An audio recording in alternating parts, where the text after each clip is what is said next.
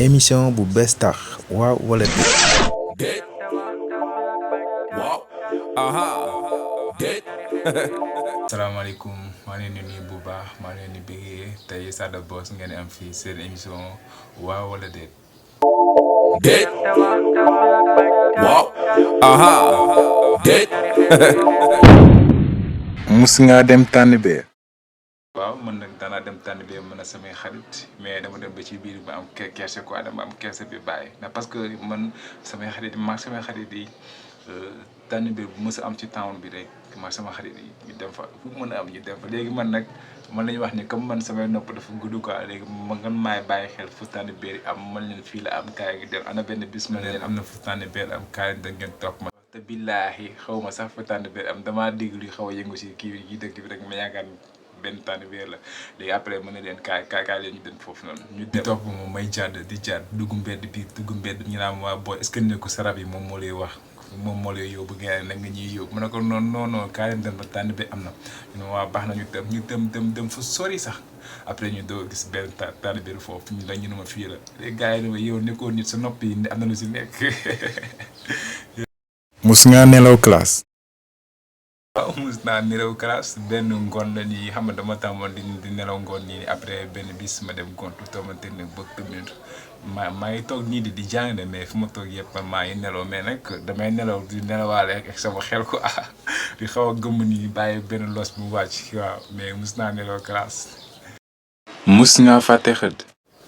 non mus naa fàtte xëdd waaw mus naa fàtte xëdd lu bari sax ay yoon nag parce que man damaa bokkoon ci boo yi nga xam dañuy toog ci mbedd yi yaa ma gën a xam ba yenn heures yi après ñu doog a tëdd léegi am benn jour nag ma toog ci mbedd yi ba ay 3 heures yooyu man ni dama gëmmeetu xaar ma dem tëdd ba heure xëdd jot ma yeew après si laa dem rek dem tëgg nelaw yeewu rek gis jant bi gaye soo xol bi jeex tàkk mus nga burle bis waaw mës naa burle bis boobu maa ngi nekkoon Dakar di liggéey ci ancien piste ba quoi léegi mu wàcc te tamit aw ma benn weccet journée bi doxul ma ne léegi xaaral ma jéem ma dugg ci bis yi wàcc rek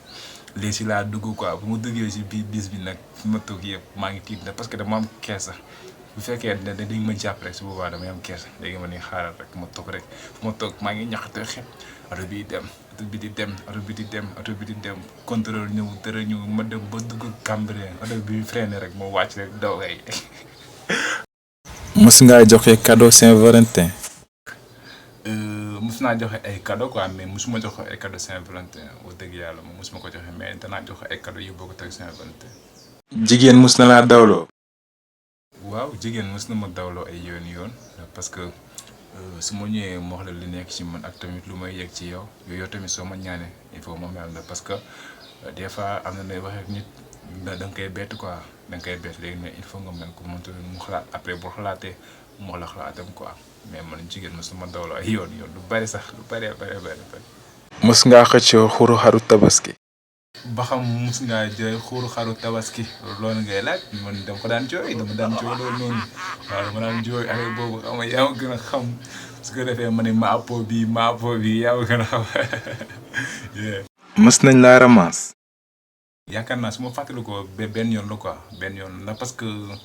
dafa amoon mooy jamonoy couvre-feu quoi léegi après ñu aaye ku génn si mbedd bi bu 20h jotee après man nag dama ndog ba pare ma ne xam ma dem seeti sama benn xarit